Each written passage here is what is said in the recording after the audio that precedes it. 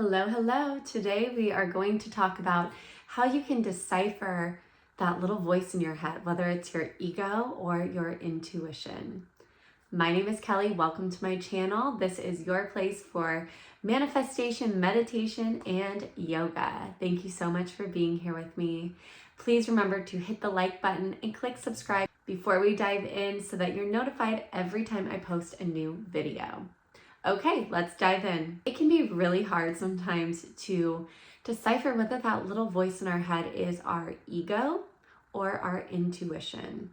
Our ego is the part of ourselves that is basically here to protect us. It was created when humans were basically first created, as far as we know, and it's that protective mechanism within that will keep us safe, specifically from physical bodily harm, but it can also keep us safe from mental, emotional harm as well. So if you think back to those caveman days where we were running from tigers and lions and bears, trying to not get eaten, right? We would be in this calm state, maybe hunting or gathering or chilling by the fire, and some sort of an animal would come towards us. Our ego would alarm the bells, our sympathetic nervous system would kick on in, and we would fight or flee until we were safe.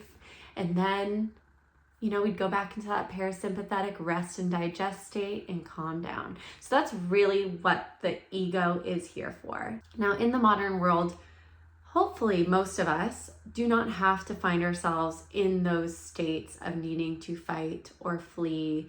The other words are fawn or freeze. So our ego a lot of times can hinder us in this modern world that we live in.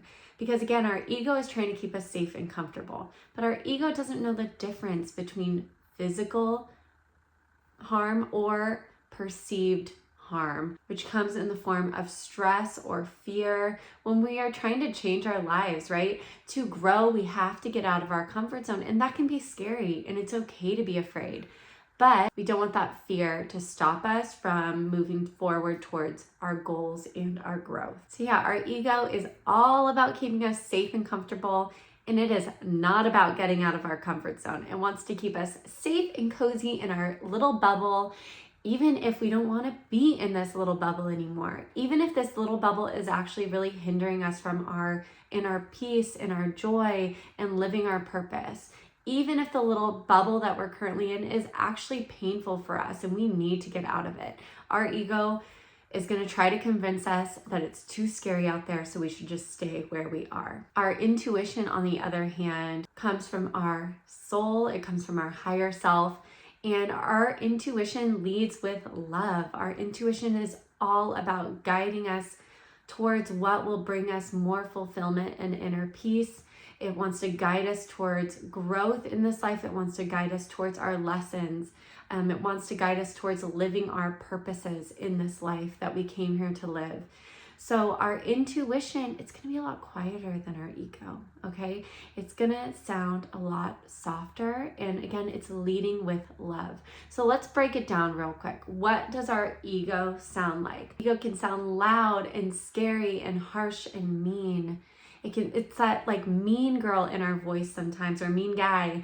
Or it's also known as the monkey mind, where our mind is just spiraling. Think about those times when you've laid there in the middle of the night and your mind is going around and around in circles over things that might even be silly, or maybe they're not. Maybe they're genuine concerns. But that is our ego, right? Our ego is that loud, kind of obnoxious voice that probably drives us crazy sometimes, right? It's that voice that scares the crap out of us. It's the voice that is full of anxiety and fear and worry. So that's our ego. Our intuition, on the other hand, like I said before, it's soft, it's calm, it's quiet. It'll often sound like a whisper, okay? It is supportive. It's going to be a lot quieter, like I said. It's going to be hard to hear it. And that's why you really want to practice some of the practices I'm about to give you. It's important to know that our intuition is also patient. So if we don't hear it, it's going to continue to come in and leave us little breadcrumbs, whether it's through those whispers, with your voice, or maybe see signs outside of you. Our intuition is so loving and so patient. It's not going to give up on us. So if you don't hear it the first time, it's okay, but there's ways that we can create space for ourselves in our lives so that we can hear it more easily. If we are constantly being inundated with outside noise, right? Think about the world that we live in. There is so much noise, from social media to the actual media, to podcasts, to music, to other people, right? If we don't carve out time for ourselves and carve out time to actually be able to hear and connect with our intuition, it's going to be really hard. Now, the more and more we hone the skill of hearing and really knowing what our intuition sounds like, the easier it's going to be to hear it, even when things are a little bit noisy. So it's really important to practice this with, the seemingly mundane through our day-to-day. So when we have big decisions that come up, we know what our intuition sounds like, and we know what our ego sounds like. I'm going to give you 3 practices that you can do to learn to decipher between your ego and your intuition. Number 1, carve out time every single day for quiet and stillness, even if it's 2 minutes, okay? This is best done any time of day that you can, but if you can do it first thing in the morning, it's extra potent, because when we first wake up, our brain is switching out of that deep sleep, that delta state, and it's transitioning into the theta state, which brings us into this like daydreamy kind of a state where we're actually able to access our intuition, our creativity much easier than when we are transitioned out of that into the beta waves, which is when we're like our high functioning selves going about our day to day.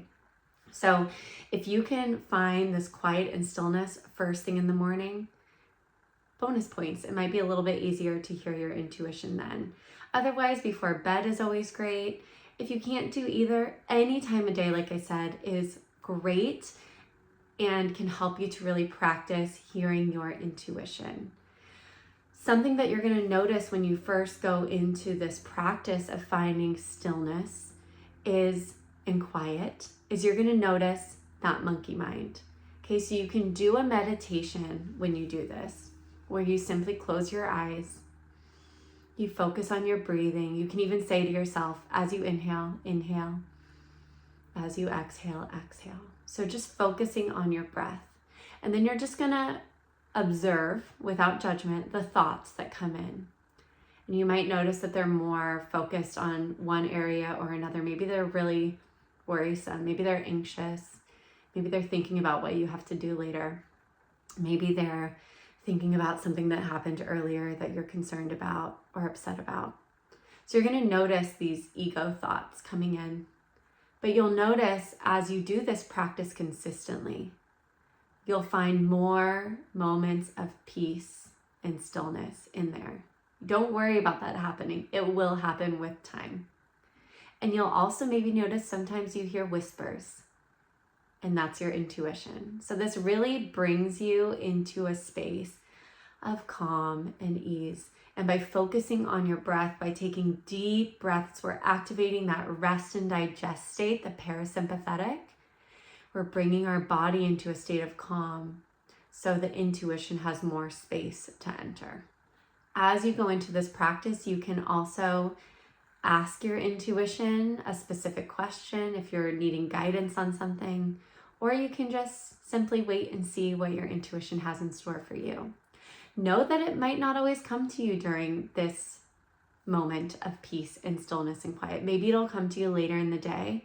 Don't worry about it, okay? Just practice finding that still and calm on a day-to-day basis. Practice number 2 is to journal. Again, this is great if you do it at any time of day, but if you can do it first thing in the morning, before or after that moment of stillness, you're going to be in those theta waves, and it's going to lead more space for your intuition to come in before your mind is super active. Okay, so open up your journal and just do some stream of consciousness journaling. What that is just free writing, basically, whatever comes in onto paper. And it's best done for 2 to 3 pages at least, if not more. And if nothing comes into mind, you can even write, there's nothing in my head, I have nothing to write, whatever. But you just want to bring that pen to paper and free write for at least 2 to 3 pages. This is another practice that when you first start, you might notice more ego-based thoughts or pent-up emotions coming out on the paper, which is amazing because you want to release that stuff, okay? So yeah, just see what comes through. And this is another practice. The more and more you do this, the more you're going to notice your intuition coming through on the page.